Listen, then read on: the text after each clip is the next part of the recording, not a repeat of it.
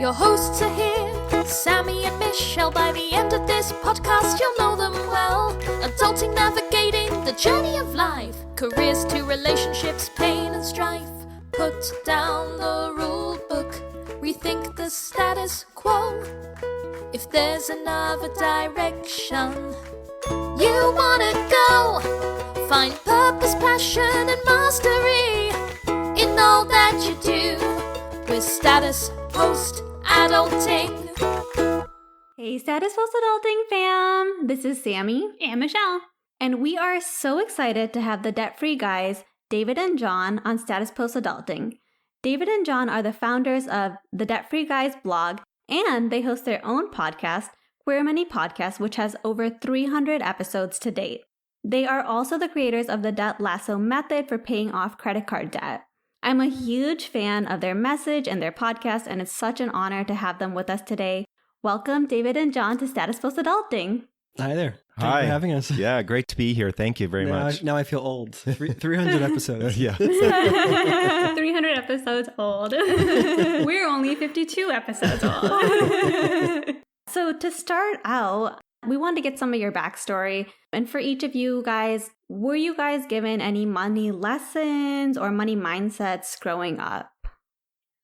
We were given money lessons, either consciously or unconsciously. Most of them unconsciously. Most of them unconscious. So this is John. I'll start us off here. The first experience that I remember about money in my family was my mom and I were in our Pinto in the 70s.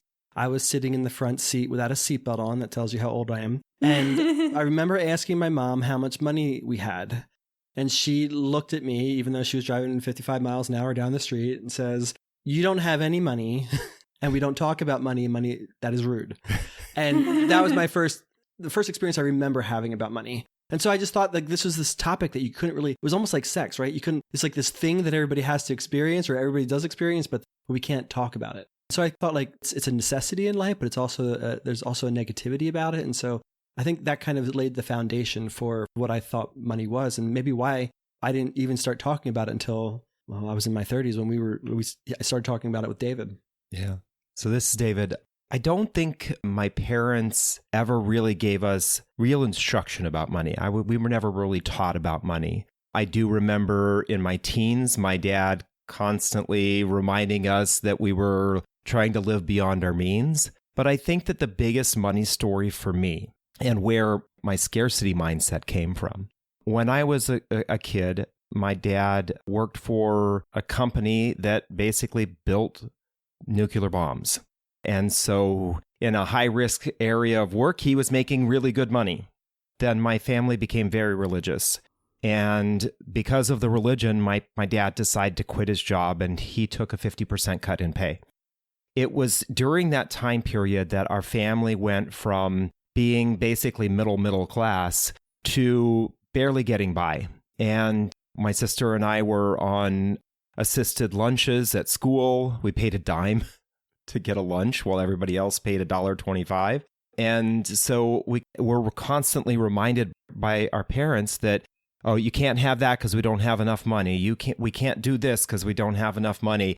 Your mom's going to make these clothes for you because we can't afford to go buy them. Or you can't get those jeans, you have to get these jeans because those jeans are too expensive. It's just that was the kind of constant reminder, all of the money doesn't grow on trees, rich people are bad or rich people are evil.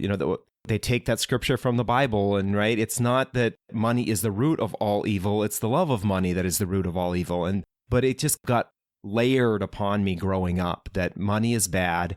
So you don't pay attention to it, right? And so that's kind of how, as John said, I arrived in my 30s with a complete lack of knowledge about how to use money properly. And I had made lots and lots of bad decisions about money.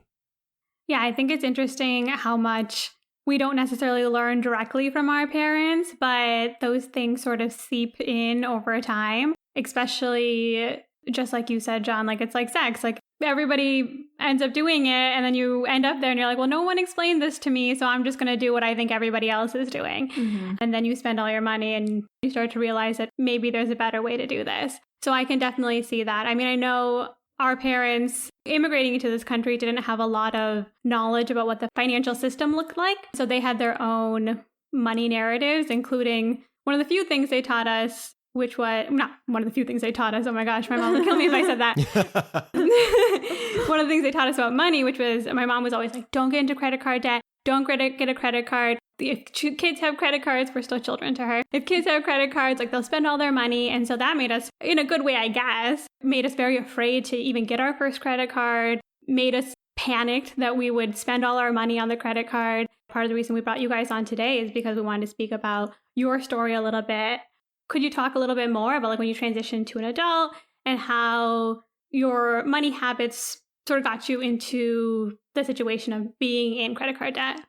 Sure. Well, I think the most surprising part of that question is maybe we are apparently adults these days. we finally arrived. Right. We didn't feel like adults then, I think, because we were making so many mistakes in our lives. But that's sort of a great segue into my story. My personal story was that after I graduated college, I decided to move out to Denver, Colorado from Philadelphia, Pennsylvania. And my grandparents had given me $5,000 as a graduation present after I graduated. And so I had a $5,000 surplus, and this was my seed money to help get me out into Denver and to start my life there. And when I arrived there, I felt like, well, I am an adult now. And so an adult doesn't hang posters on their wall with sticky tack, right? An adult has coasters. And in order to have a coaster, you have to have a nice enough coffee table to put a coaster on. Otherwise, just stick with the glass. And so I felt like I needed all those adult things. I thought I needed those regardless of not having the money necessarily to pay for that. And so, of course, it costs a bunch of money to get out to Denver. It cost money to put my down payment on an apartment and get my whole life started. But then I exceeded that by needing to decorate my place. And at that time, I was fascinated with Pottery Barn. And so I'd furnished almost the entire place with Pottery Barn furniture. And before I even lived in Denver for a year, I had $25,000 on my credit card. And so I went out there with a $5,000 surplus. I had $25,000 on my credit card. So, I mean, I was spending ridiculously. And then on top of needing to adult in my condo, I got myself a brand new car with a down payment on a credit card. The reason I went to Denver was to go snowboarding. So I had to get new snowboard, new bindings, new boots, and all that kind of stuff. And none of that is cheap either. So this was my first experience with adulting. And I think because my family, we didn't talk about money. It was always sort of like this tangential thing that's over here, this necessary evil. I didn't really know how to manage money. And I didn't know that, oh, I'm not rich because I have $5,000. I can't continue to spend this way. And I'm also not rich because the credit card company is upping my limit every month. They're just smarter business people than I am and know that the more that they up the limit, the more credit card debt I'll put myself in and the more I owe them. That was my first sort of adulting experience with money. And it was just right after I realized how much credit card debt that I acquired that I got this like knot in my stomach and I was smacked across the face was, this can't continue. Something's not working here. I'm not good at math. I'm not good with numbers, but I know that this algebra equation is not going to end up pretty. So again, this is David. I think when it comes to finances, I don't know, have you ever watched a parent who is trying to discipline a child? And they discipline the child, and then 2 minutes later, the child does the same thing again. So then they discipline the child again, and the child 2 minutes later does the same thing again. So this is me and finances, right? When I was younger, my dad did progress to a better paying job. And for a short time period, our family lived in Ireland. When we left Ireland because the company my dad was working for was going into bankruptcy and we needed to get to back to the United States quick.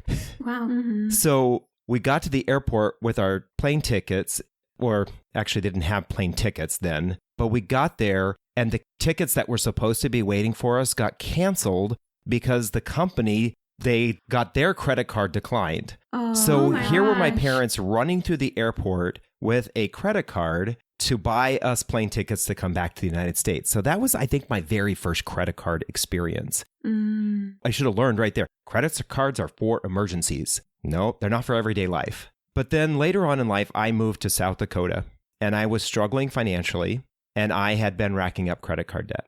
I called and I begged my parents, can you please wire me $300? And they acquiesced and sent me $300. And I went to the credit union the next day to draw out some money. and there was no money in my account. And I asked them, why is there no money in my account? What happened? My parents wired me $300. She said, well, that money has all been garnished because you haven't been paying your credit cards. Wow. Oh my gosh. So lesson number 2 about credit cards, you need to pay your credit cards on time. Yeah. Fast forward, I've got a better paying job and I still haven't learned my lesson. I get to the point where I meet John and I've got $14,000 on my credit cards. I had been working a full-time job for 9 years and doing well, but as my income increased, my credit card balances increased. When I got that job, I had $2,000 on my credit cards. I was making $17,000 a year. When I quit that job, I was making double. I was making $34,000 a year, but I had $14,000 on my credit card. So, and this is a common lesson I think a lot of us learn as we get out into the real world is I'm making more money, I can spend more, but we haven't learned how to spend less than we make. And so spending more means I just put that on my credit cards. I actually was laid off from that job because they were moving everybody to Kansas City. I got $17,000 in a package when I was laid off. Did I use that money to pay off the credit cards? Absolutely not. I had a fun summer sitting by the pool with a really good friend of mine who was a teacher who had the summer off. And we did all sorts of things during the day, including drinking and having fun and stuff like that. While I was at work. So 4 months later, when I finally did get, or no, actually it was 5 months later when I finally did get a job, there I was sitting there with still, actually I think I had $15,000 in credit card debt then. So I had learned a lot of and made a lot of bad mistakes. And when I got to the point where John and I got together and we had our aha moment when it comes to doing better with our finances. Yeah, I think that's so relatable. Even for us, even though we didn't get the credit card message, my dad still today will be like, oh, Sammie, you have a good job. You shouldn't drive a car like that. There's a message that as your income increases, you need to kind of match that income. Like if you're making X amount of money, we shouldn't walk into your house and see Craigslist furniture everywhere.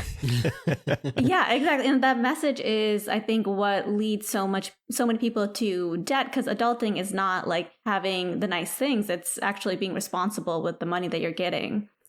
Yeah, I think this is sort of a contrarian perception that's being slowly adopted in our society. Many of us suffer from inflation lifestyle because we've had this sort of consumerism mentality imposed on us since about the 50s, right? When companies started to realize that, oh, well, if we build them a refrigerator that lasts their entire lifetime, they won't need to buy another refrigerator their entire lifetime. And the marketers got savvy that if we constantly remind them that their quality of life, their happiness, nothing's good enough until they have more and more and more stuff, then they won't buy more and more stuff. And this is a great way for us to increase shareholder value and help CEOs make all sorts of money. And I think there's a lot of people now who are bloggers and podcasters and people who listen to personal finance blogs and podcasts who are realizing, hey, this hamster wheel that I'm on, it's actually not providing me the happiness that I've been promised by television and even presidents of the United States would provide me. Mm-hmm. And they're starting to look for, well, what else is out there? What is actually a better definition of adulting? And it's actually having more money in my bank account than I have on my credit card. It might be not having the nicest coffee table in my neighborhood, but being able to afford the best coffee in my neighborhood, So people are starting to, I think, realize that there is another definition of happiness, and they're starting to architect the life that they want, which is why I think it's phenomenal what you're doing with your podcast, trying to connect with your community and helping them sort of go along that journey as well. Yeah, thank you. What I love about you guys, David and John, is that you clearly communicate as a couple and you guys clearly work together to overcome these challenges or financial challenges. So, there you are as a couple, you both have credit card debt. How did you come to the realization that you need to do something about it? I'm going to start this story off here because we need to provide a little bit of background. David and I, when we first met each other, we were both in financial services. So we were helping other people with their money, helping them prepare for retirement, helping them avoid credit card debt, helping them invest their money. We had a combined tenure of about 15 years. 13 years in financial services when we finally had our aha moment. So I share that in part because a lot of us assume that everybody else is smarter with their money than we are. And especially those people who are in finance, they're definitely smarter than we are about money, right? Because they've got this all figured out. Well, David and I are clear examples that just because you know better, you don't necessarily do better. I used to do compliance for financial services firms. So before we would onboard a potential advisor to the firm, I would have to do a background check and look at their credit report and their credit history. And I can't tell you how many financial advisors, similar to what David and I were doing, helping other people with their money, who are abysmal with their own money. So a lot of us are cobbler's kids with no shoes. With that, nurses who smoke. Exactly. There's always people in an industry who are doing exactly what those people. How many plumbers probably have light pipes leaking in their homes right now, right? So the story goes, John and I, when we got together, we were in that puppy love, new honeymooner phase. We had been together for about a year and a half, and we lived in Colorado and loved the mountains of Colorado. So we went up to a town called Winter Park to visit a friend of John's. Both of us, being up there many times before, we liked Winter Park, but this time being together, we said, oh, this is the place. This is the place where we could see ourselves spending more time. Wouldn't it be great to have a vacation home here? So on our way out of town, we decided to stop and check out real estate at a realtor's office. This is in 2005. So we check out real estate. We leave town. We're having this amazing conversation, right? We're going to buy land and build a home in Winter Park. It's going to be a vacation home. We're going to have our friends up. We're going to have our family. Anybody who wants to use it, when we're not using it, they can use it. We're having this great conversation. Yeah. We're flying down the road going 65, 75 miles an hour. And that's when the conversation actually started, when one of us, and I don't know who it was, said, so how are we going to do this? How are we going to be able to afford this? And so we went from this high of being on the mountain and having a conversation about how we're going to buy land and build a vacation home, to maybe we can buy a condo. Maybe we can rent long term during the ski season. And we pull up in front of our place, we grab our bags out of our car, we open up the door, and we walk down a flight of stairs into a basement apartment. John and I, two 30-year-old professionals working in financial services, were renting a basement apartment from a friend of ours who basically, he lived upstairs, we lived downstairs. And we looked at each other and we said, what the heck? What is going on with our lives? And that was the first time that we actually really confessed to each other that between the two of us, we had $51,000 in credit card debt. And we said, we are financial messes. I mean, I don't know if you guys do expletives on this podcast, but it was just that moment, right? Where we said, what the heck are we doing to ourselves? Why is this happening? And we were literally depressed for a couple of days, at least a couple of days, thinking about wanting to be able to have the life. This is pre-Facebook, pre-Instagram, pre-TikTok, where everybody's showing off all the stuff they have, but we still were expecting to have it, right? Have the nice car, have the nice house, have the vacation home, have the nice clothes, go out to nice dinners, take the great vacation so you can come back and talk to your friends about it. Well, now we just don't talk to our friends about it. We just show everybody on social media. But we wanted that experience of going back and telling our friends that we were going to buy a vacation home in the mountains and you guys can come use it, right? Yeah. And we realized, well, nope, we can't do that. And why? Why are we such a mess? And that's what started the conversation of how do we change our lives? How do we truly start adulting when it comes to our money? Yeah, I think I love that story because it's a literal coming down to earth, It is. about your situation. And I think so many of us do that. We don't really face the reality of our finances. We're happy to spend money and have the appearances and have all the things and have the fun, but we don't face a reality. And I think that's just amazing that you guys were able to do that. And then at the same time, both end up on the same page, even though I'm sure that was not a happy day, but to come to that reality together that's amazing. I don't advise this, but I do think that there's some value of being locked in a car with the person that you're with, driving down the road at 65, 70 miles an hour and having a conversation, because they cannot open up the door and get out. Well, I mean, they could. Having the money conversation with your partner or your spouse for the first time is very difficult. We don't suggest that you start with, oh my God, how much debt do you have? How much debt do we have? Right? That's not how you start the conversation. started the way we started the conversation, and that was talking about the fun stuff. What are your hopes and dreams? What are the things you really want? And then how are you going to get there? Because eventually that conversation will lead to, do we have ourselves in the right financial situation to actually get what we want?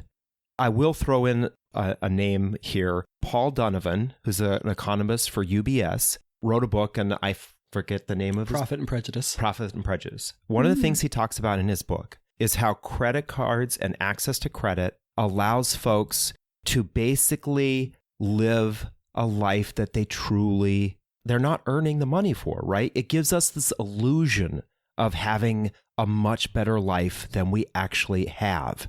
Eventually, that illusion, the sun sets on that illusion, right? Or you come down the mountain on that illusion, and you have to deal with your credit card debt. One of the things, we know that wages are starting to increase right now, but I think one of the reasons why it's so important for people to get this point is if we continue to use credit card debt as a way to live a life that we can't afford, we're actually tricking ourselves into thinking that we're making better money than we truly are. And we may deserve more money.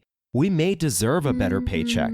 And I say this specifically speaking to minorities and women. Oftentimes, we're the ones who get caught in this credit card trap. And it's because we do think, oh yeah, I'm making good money. Look, I've got these new shoes. I've got all these new things. I'm taking this vacation. Well, that's all bought on credit. And so we don't push back and say, no, inflation's at 7% this year. I deserve a 7% raise. I need to keep up. A 3% raise is not good enough. So don't let the credit card debt illusion or the lifestyle illusion that credit cards can provide, don't let that trap you, please. Don't do that. I love that because I think you make such a great point, which is we end up using things like credit. And I think especially when you come from a minority community, you spend your whole life trying to figure out how to assimilate. And then you are like, okay, well, I know if I spend money on my clothes and my house, this is what everybody's doing. Now I can, assimilate more. And so you're sort of projecting this image that you think people want to see to show that you're wealthy. And then at the same time, it's those same groups of people. We've talked about negotiations on our podcast before, and it's a conversation I have so often with my peers, which is like, you need to ask for more money. Like, we are the people who are not negotiating our contracts. We're the ones that feel like we don't deserve it. And right. I think exactly to your point, it's part of us saying, oh, I have enough money because I'm being able to buy a lot of times on credit the things that I want. And so I can justify not having that tough conversation or looking at my employer and saying, you're not paying me enough. Like, this is actually not fair. Right. Yeah, absolutely. You also, I love the point that you make here about what we do, the way we appear. We want that acceptance, right? Whether you're queer like John and I are as a gay couple, or you're from a minority, you look to your peers and you say, I want you to accept me. You look to your family and I want you to accept me. You look to the people you work with or the broader community, the world that you live in, and you say, I want you to accept me. The easiest way to get accepted in this world today, especially here in the United States, or also in the Western world, is to have money. The more money you have, the more likely it is that people are going to want to be your friend. And if you show yourself as the kind of person who has money, even if you don't have money, people are going to want to be your friend, right? I mean, why is this success porn? I'm making this much money. I have these kind of cars. This is what my garage looks like. This is my house, all this kind of stuff. Why do people keep posting that on social media? It's because they want those likes, right? Like. We so want that so bad. We want that acceptance. And that is so common for us in minority communities. Yeah, that's so true. And I definitely see it like with the Indian community. We always talk about how like Indian kids, like Indian girls, we're in our ugly duckling phase, our parents, they're like, focus on school, don't buy makeup, don't buy nice clothes, like focus on your studies. You look good, your grades are bad. Nobody cares. They don't like that. This is a lesson for us. Then when we grow up, we're like, well, I want everybody to know that I may have been a little nerdy child, but now not only am I smart, I'm beautiful and I'm doing fun things. I'm doing the fun vacations and I look great doing it. And now I'm broke. Yeah, now I'm broke. Well, I think when we hit that rock bottom moment when we finally realized how much credit card debt we had and how much of a mess our lives were, the first question we asked ourselves is, how did this happen? Yeah. Then the next question for us was, well, why did this happen? Why did we get to this particular point? Because other than being gay, we were pretty general, right? We were white, middle-class American men, college educated. We had everything going for us. So how did we screw up so hard? And that we had to ask that question for several months until we started to really peel back the onion and figure that out. But our story was that we both came from times and places when it wasn't okay to be gay. When we finally became adults, we wanted to prove to all those bullies, prove to our family, prove to everybody, hey, look, we've got this fabulous lifestyle. So despite the fact that we're gay and you dismissed us or made fun of us or whatever that the case may be, we are still awesome because I couldn't afford this belt if I wasn't so awesome, right? But then on top of that, there was an added layer for us. And I think this happens to some other communities, is that we finally found our community of other LGBTQ people. And we thought, well, there's a very clear definition of what it means to be a successful gay man. It's he's got washboard abs, he's got great clothing, he travels well, dines well, all this stuff. And so that's the archetype that we must live up to. Otherwise, this new community will reject us just like our old community rejected us. And so, and all that, as to David's point, was the easiest way to mask insecurities, easiest way to mask that we're not making enough money, whether because we didn't ask for enough money or because people simply aren't giving us what we deserve, is to just say, look, I've got all this fancy stuff. I have this Instagram lifestyle even before Instagram existed. And so that was a really poignant moment for us to really figure out, why did this happen? We find that the people that we work with, so many people have that same struggle. It may not necessarily look exactly like our challenges, but a lot of people are really just sort of making up for some level of an inferiority complex. I think that's such an important thing for everyone to think about, because a lot of times the most important thing, I think, when it comes to especially taking charge of your finances, is to be like, what am I doing because I think other people are valuing this? Versus what do I actually like? What do I actually value? Yeah, I think a lot of people are afraid of personal finance because they're like, well, I have to give up all of these things. So you don't have to give up all of these things, but do you like eating good meals, having a good house, having good clothes, having a good pet, having good shoes? Like, are all of these things, having a nice car, like being able to say, like, I don't care about my car. I mean, we're from Detroit, but other than that, I don't know a lot about cars. But if that's something like you value, great, like buy a nice car. If that's something I don't value, perfect. I can get mine used. And when I got a giant scratch on it, everybody can know I'm not a great parker. But when I actually stopped to think, like, what do I value? I was surprised at how the things that I was spending money on didn't necessarily line up with the things that I actually enjoy and want to spend money on. Well, when you think about it, even before birth, people are projecting onto you what a perfect life for you looks like, right? The minute your parents know what gender you are, they're buying certain colored furniture for your bedroom, right? They're deciding, oh, he's a boy, he's going to play football or be a soccer star or play tennis, or she's a girl, she needs all this pink stuff and she's going to be a ballerina. And then like you're born, and then they're saying you're going to go to this school and this is the career that we want you to have. And by the time that you're finally on your own and independent, you're not really independent because you've created a lifestyle that everybody else wanted for you. Or your Instagram or commercials are saying, this is what a pretty girl looks like. This is how your hair should be. This is the color your skin should be. This is how tiny or big your nose should be. Like all this very unimportant stuff.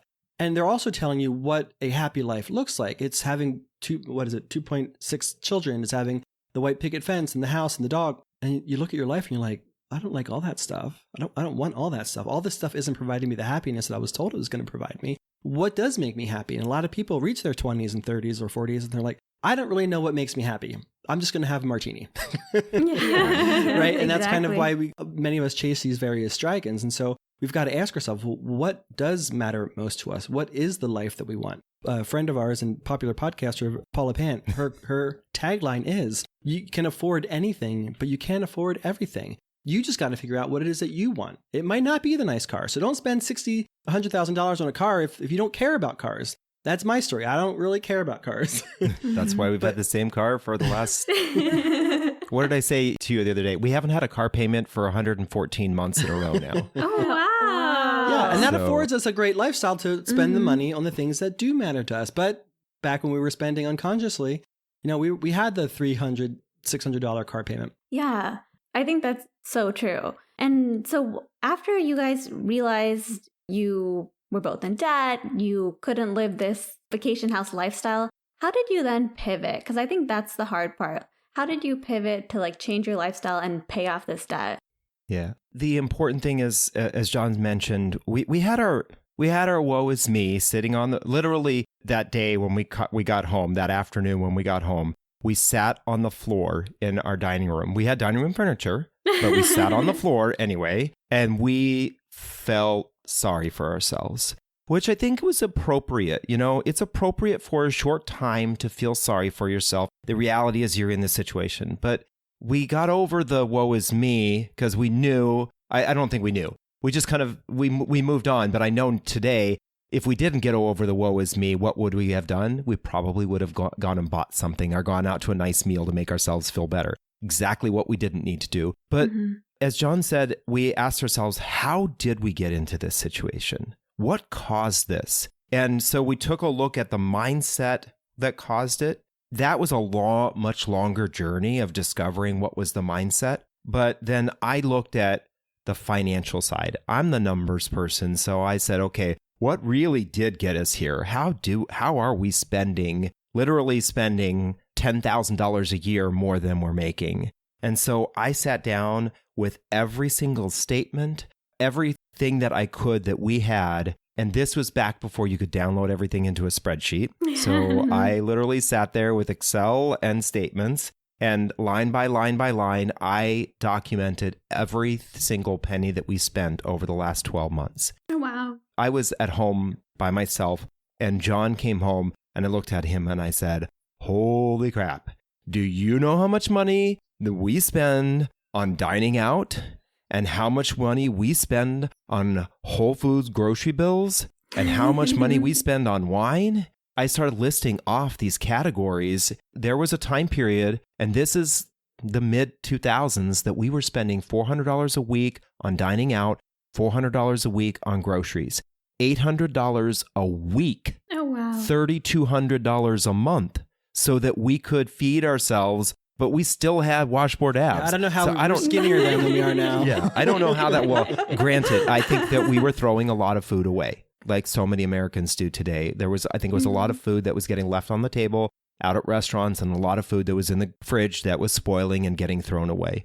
But we felt like we had to have all these nice things, right? So that was the clear indication, oh, we don't have to make huge changes to start paying this debt off. So we found those big categories. We then started to look at, we both are social creatures. We love being with our friends. So we said, how do we continue to have the kind of life that we enjoy, but have more money at the end of the month so we can put to our credit cards? And it became this process of gamifying things. How do we gamify lowering our grocery bill? How do we gamify going out and having fun with our friends, but not having to drop $100 each on brunch to be able to do it? We really did get into this game. We actually, guys are probably not familiar with the show The Love Boat from back in the 70s and 80s, but there was a character on The Love Boat. She was called Julie, the cruise director. And she would basically tell everybody what they were supposed to do. She would organize the parties. Bingo over here, shuffleboard over there. Right, exactly. So we say that we became the Julie cruise directors of our group of friends to go out and do free and cheap things. And we still had a lot of fun with our friends, but we were then all of a sudden starting to pay our credit card debt off. And this is when we looked at the snowball method and the avalanche method and realized that's not going to cut it. There's a faster way to do this. And that's how we came up with the Debt Lasso Method. Yeah. And this method for paying off debt, I think, is so amazing. And if you're someone who likes to optimize things, I think it's like the most ideal thing ever. So people, I don't know if they're super familiar with the debt snowball method, but we can talk about those ones first and then get into Debt Lasso. Snowball, that's the one that was popularized by Dave Ramsey, right? Where he's just trying to pay off like the smallest debts first. Right. Yeah, the snowball method is where you pay off the smallest credit card balance first. And there is a benefit to that. It provides you typically with some psychological wins, right? Because paying off debt for most people, because most of us have acquired the debt, a lot of debt, and by the time we decide to pay it off, there's a lot of debt to pay off. So his strategy is pay off the smallest balances first. And it's nice to be able to say, look, in the last 2 or 3 months, I paid off 2 or 3 credit cards. That feels very good. But from a financial perspective, anybody that knows math, even just a little bit, like someone like me, knows that that doesn't make the most sense because you're not necessarily saving money or paying off the most expensive credit card debt first. Yes, and then the avalanche method is kind of the opposite, where you're paying off the high interest first, right? Is that correct? Mathematically, the avalanche method makes the most sense because you're paying off the most expensive debt first. The challenge with that, though, is while financially it makes sense, psychologically it can be a slow roll. Yeah. And not many people have the tenacity or the drive to be able to stick with it playing that slow game. Although it does typically speed up over time, they can seem very, very arduous at the beginning. And this was our challenge. David was putting all these numbers in these spreadsheets and we're like, oh my God, it's going to either method. We had $51,000 in credit card debt. We were paying about $10,000 a year in credit card interest payments. And with either method, we were looking at like 5+ years until we'll finally debt free if we followed either of those. And we're like, there's got to be a better way. Yeah. So I actually just came up with this analogy last night. I don't know why I was thinking about this. Well, actually, I do know why, because I opened up the fridge and grabbed a bar of chocolate. But so you know it's going to be a good story if chocolate's involved. So I kind of look at it that the snowball method is peanut butter. The avalanche method is chocolate. The Debt Lasso method is a Reese's peanut butter cup. The best. Right? So sometimes when you mix two things together, you get something a lot better. So there is a little bit of the mixing of the two. So there's 5 primary steps to the Debt Lasso method. The first is commit. The commitment is that you're going to commit to paying your credit cards off at a specific amount a month. And that amount needs to be more than what you're paying towards your minimum payments. The other commitment that you're going to make is that you're not going to add any more balance to those credit cards. You cannot keep growing the balance. You've got to get the balance going backwards. The second step is trim. And this is where you hit that snowball method. And that is, if there's a credit card or two with that monthly commitment that you've made, if you can knock out 1 or 2 credit cards, get that win. So if you got a credit card that has a $100, $200 balance and you're going to be spending $500 a month, knock out that credit card or those credit cards first. The third step is the lasso step. And that's why we call it the Debt Lasso method, because this is the really important part of it.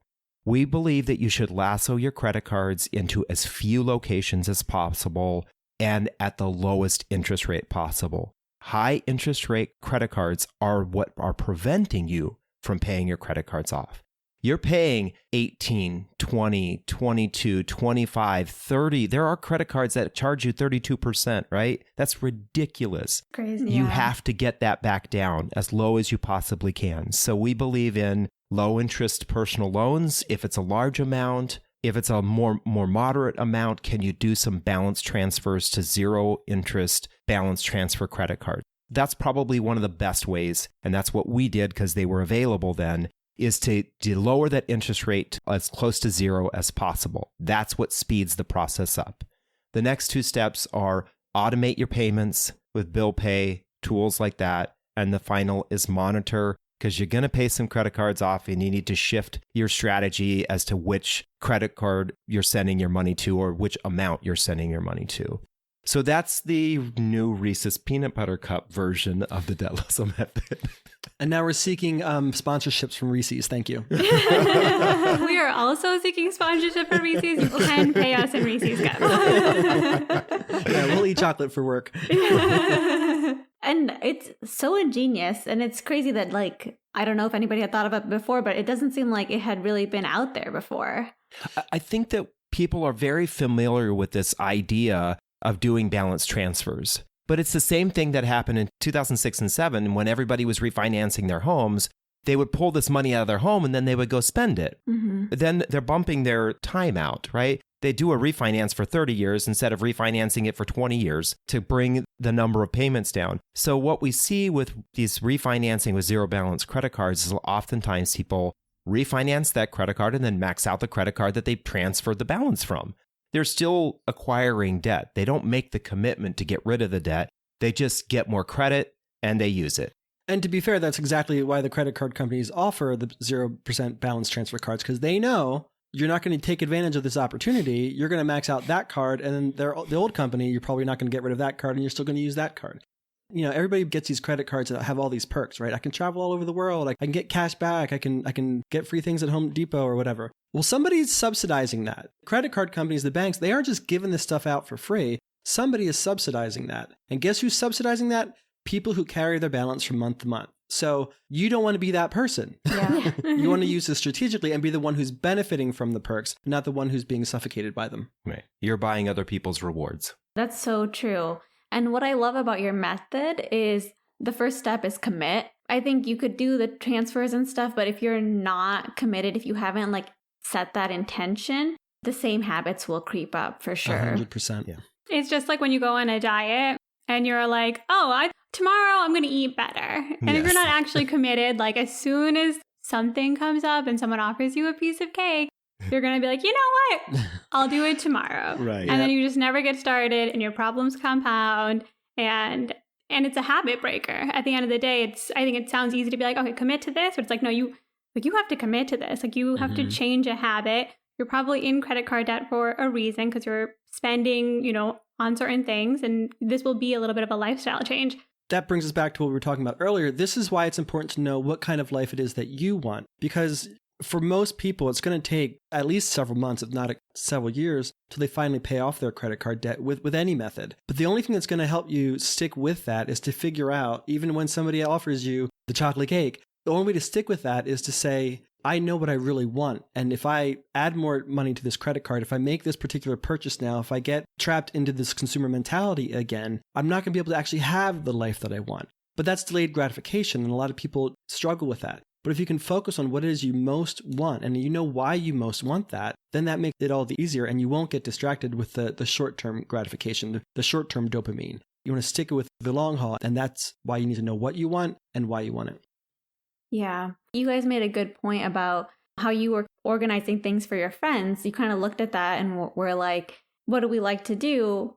We like to go to restaurants with our friends. No, we actually just like to spend time with these people. Right. So you found a way to do that could be free or low cost. Yeah. Right. And we also found that, we were very open with our friends, hey, we're financial messes and we want to completely pay off our credit card debt. So we're going to change our lifestyle. It's not because we don't want to spend time with you, but we need to focus on what we want to achieve. And what we found was, even though we were scared to share that, was that most people have some goal in life that would be much more easily achieved if they reined in their spending. So at that particular time in our lives, our friends were getting ready to get married and buy houses and have children. So almost everybody could benefit from maybe staying in one night a weekend, right? Because it helped them save some money for whatever it is that they were trying to do. So I would argue, no matter what age you are in life, most people could probably do a little bit better if they could spend a little bit less and focus on what mattered most to them. Yeah, it's like those situations where everybody, there's a psychological name for it, but it's sort of, you can have an outcome that nobody wants because nobody wants to speak about the fact that they don't want that outcome. So The groupthink? yes, Groupthink, exactly. yeah. The group thing. Finances affect everybody. Most people have big purchases or things or goals that they want to put money towards, and they're willing to sacrifice, meeting at a restaurant versus meeting at home because a lot, like you said, like a lot of times we just want to spend time. And if somebody suggests we go to an expensive restaurant, like I'll go. Right. I didn't plan Right. it. But if someone else plans to go to their house, you're like, oh, okay, this is not too I would bad. do that too. Yeah. There's an interesting psychological phenomenon that goes on in our brains of not wanting to say no to our friends or our family. This was a very common situation for John and me. We would leave work and meet up with our friends for happy hour. Happy hour. You're happy for 1 hour. How many drinks can you consume in an hour? Probably one. Well, I mean, you probably could do a lot, but that's the whole idea of happy hours. It was that it's you really are supposed to just go enjoy a short time and then move on, right? Well, we did. We enjoyed a drink and then an appetizer and then another drink. And now we need to go have dinner because we got a little bit of a buzz, or we need to have dinner there because we got a little bit of a buzz. And then after that, we're like, let's just go do a nightcap. And we needed to have a bottle of wine during. And so what was supposed to be the happy hour where we went and spent $12 turned into the night that lasted for 4 hours and we spent $120. We spent 10 times as much because we don't have the courage when it's time for us financially or even emotionally. It's time for us to say to our friends, hey guys, I gotta go. I can't afford to stay here, or I have other things to do. We needed to come up with better stories, and we started coming up with better stories as to how to excuse ourselves from those kinds of situations. And that's something, if you are struggling with credit card debt and want to pay your credit card debt, go through those, run through those stories, run through those scenarios of, if I go with this friend, are we going to end up at the mall and I'm probably going to drop $100 on a pair of shoes? Maybe I need to do different things with this friend, or I need to say to this friend, I'm not going to go to the mall. Do you want to do something else? Run through those scenarios, build up this package or backpack full. I'm going to use a Dora the Explorer, right? Backpack full of all of these tools that you can pull out when it is that you feel tempted to want to go spend money, when you know that that's not what you really want to do. You're doing it because you want to spend time with your friends, or you don't want to say no. Yeah. And the cool thing is you help change your friends into the people who also help like foster your relationship. It's like that you're an aggregate of the 5 people you surround yourself with. And if you change their mentalities, then you guys are all on a better page because of that too. I will say that's been one of the most surprising things. We have a lot of friends that aren't our clients, so to speak. We're not actually coaching them, and we don't always know who's listening to our podcast or seeing our content and who's not.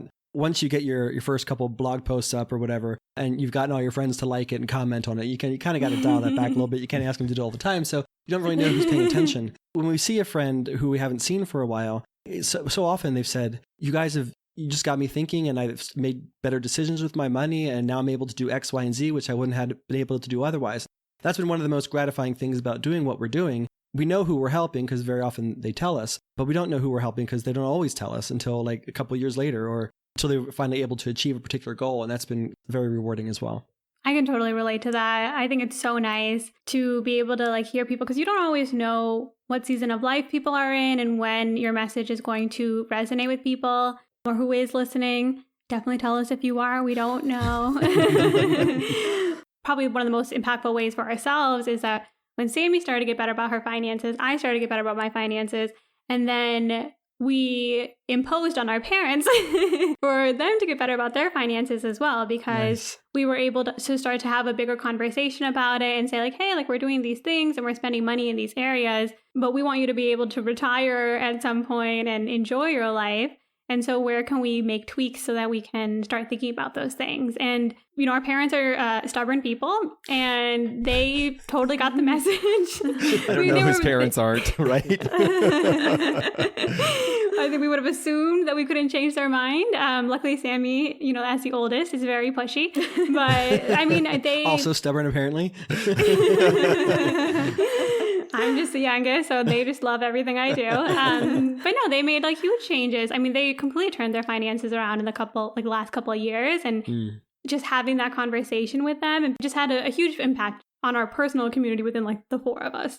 Yeah, and I think so many people get wrapped up in like, I got to buy the right personal finance course, or it's all about the right podcast that I listen to, or the right spreadsheet. It's really not even about that. Like, don't get wrapped up in finding the right coach or the right program. Just start being conscious about it. Just like start being more aware. Like, when you're actually throwing stuff in the cart when you're at Target or Walmart or whatever, like, is there a better option, or am I actually getting the value for my money from this? Or do I even need this at all? Look at your finances and say, are they aligned with what my goals and values are? Are they going to get me to what my long-term objectives are? It's just raising the consciousness for most people, and that kind of gets it started. And then you'll gravitate to the program, the course, the books that connect with you better. Yeah, that's so true. I think whenever I talk to people, they're always worried. They're like, oh, well, like, what's the best stock to invest in? Or, they always go to the most like level 10 things that are also making the least amount of difference. Really, yes, they require the most knowledge and the most, research to do, but they make the least amount of difference. The thing that makes the most amount of difference is like how you live your everyday life. Yeah. And that's what I really like about your guys' message, and how you really like turned around this whole credit card debt situation, and now are obviously doing great. If people, if we have listeners who are in credit card debt and they're looking to maybe like try the Debt Lasso Method, do you guys have like a resource, or where would you point them? We have a resource, and we also offer cowboy hats. Actually? No. But I just had that thought. I'm like, we should offer cowboy hats. If you tell them you come from Status Post Adulting, they will give you a cowboy hat. That's your reward when you finally pay your debt off, right? You get the cowboy hat. So if you go to our Debt Free Guys website or to the Queer Money Podcast website, so it's debtfreeguys.com or queermoneypodcast.com, we have a tool that's available there called the 7-step credit card debt slasher. And that is just basically the beginning understanding. It's a little bit more of an explanation of the method. The reason why it's been stretched out to 7 steps is we drop in a little bit about budgeting in there. And that really kind of helps people get started. And this is something that we really encourage folks to do. Later on this year, John and I are redoing our course that we offer. We have worked with a small group of people and helped over the last 3 years, people pay off more than $500,000 in credit card debt. Wow. That's primarily through figuring out how to change their life, their mindset, as well as implement the steps, right? The mindset comes first, the habits come after that. Which is what my favorite quote from Gandhi is. It all starts with the way we feed our brain with our thoughts, right? It starts with that thought. The thought eventually becomes your destiny, right? So if you want, we will be redoing the course later on in the year that will focus on how to really do that implementation. We'll drop more information about that later if you're on our email list. Yeah, and we'll make sure to link to everything in the show notes as well. The website that you have and the tools that you provide is a really, really great place to start thinking about, hey, if I wanted to tackle this debt, what would that look like? I think once people start thinking about these different steps, Sammie and I, before this, were talking about if you were doing the Lasso Method and what sort of things to think about. And I think anybody who starts to think about it, you might realize that there are a lot of questions that come up and there are a lot of nuances. I think on one hand, like, don't let that deter you, because for sure, we always think the best thing you can do is the thing that you're going to do. Yes. And so whatever moves you forward is the best thing to do. And then if you find that you do have a lot of questions, the course and having like a community behind you is so helpful, because there are a lot of nuances, and it helps to have somebody who has helped people pay off $500,000 in debt. Like, it does make a big difference to have gone through this rodeo once before. Yeah, I love that, because I think I totally agree that the most important step is the first step, and don't get inhibited by making the most perfect step, right? You're going to screw up. That's totally fine. We've all screwed up. Even when we started paying off our credit card debt initially, we made a lot of mistakes. It took us a while to figure it out, but just take that first step, get that momentum, and then as you have questions or challenges that come up, you'll find the people that can help answer that for you. Well, it's been a pleasure having you guys on our podcast, Status Post Adulting. We're going to link to all the resources that we mentioned so that people can look at them and join your community if they're interested. And I know we've learned a lot, and I hope our audience gets a lot from this as well. Thank you. It's been a fun conversation. As you can tell, John and I really have a passion around helping people get their lives back in the right place financially, because our lives have improved so much. Our relationship, our lives, and the people we help have all been because John and I made that decision early on. We need to change and do something better with our lives. So thank you for letting us. The other thing I will say is thank you for inviting us as a gay couple to come on the podcast. There aren't a lot of queer voices, LGBT folks out there, and there are some communities out there that are not accepting of a voice that is sharing this kind of message if they do come from our community. So thank you so much for inviting us. Absolutely.